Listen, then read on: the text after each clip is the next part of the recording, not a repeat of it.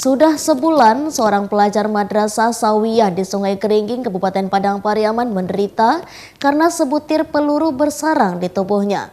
Pelajar itu menjadi korban peluru nyasar saat ia mau pulang dari sekolah ke rumahnya. Kasus ini sudah dilaporkan ke pihak kepolisian, namun hingga saat ini pelaku masih dicari. Bella Cynthia, pelajar Madrasah Sawiyah di Kecamatan Sungai Keringging, Kabupaten Padang Pariaman, hampir sebulan ini terpaksa bolak-balik ke rumah sakit karena sebutir peluru bersarang di tubuhnya. Pasalnya Bella Cynthia korban peluru nyasar saat ia mau pulang dari sekolah ke rumahnya, tepatnya di Kampung Dadok Korong Baleko Nagari Kuranji Hulu, Kecamatan Sungai Keringging, Kabupaten Padang Pariaman. Menurut ibunya Leni Marlina, korban saat kejadian sempat dibawa ke puskesmas kemudian dirujuk ke RSUD Pariaman. Korban sempat mau dioperasi namun beresiko tinggi maka ditunda. Kondisinya saat ini agak membaik namun belum bisa beraktivitas seperti biasa karena jika aktivitas terlalu berat maka berpengaruh ke badannya sehingga timbul rasa sakit dan sering pusing.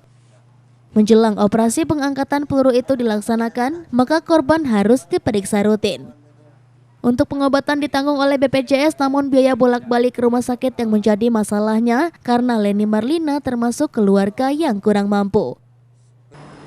Yo mau di keduaan dulu capek. Yo sayang anakku ke sekolah udah ya. Bayi sekolah sekali di kawanan kakak. Mau ke ujian. Guru minta foto. Mau pergi sekolah sekali. Tapi kalau guru nama aja gitu, jangan di pasuan. Aduh nak sakit demam. Ada paniang,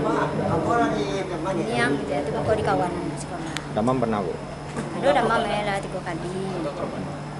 Untuk pemerintah atau seperti wali dari nagari atau apa? Ada mandi awak nih. Cuman polsek-polseknya. Polsek Sungai Limau, polsek Sengiang. Lah ada datang ke rumah. Ada datang ke siko, enggak datang ke rumah. Datang ke rumah sakit kok dia balik-balik aku kita ada untuk biaya untuk angin untuk koye 1.000 sekali seminggu ke sekolah. Itulah kawan cawe gitu. Dari Padang Pariaman, Sumatera Barat, Eka Gus Priadi, iNews melaporkan.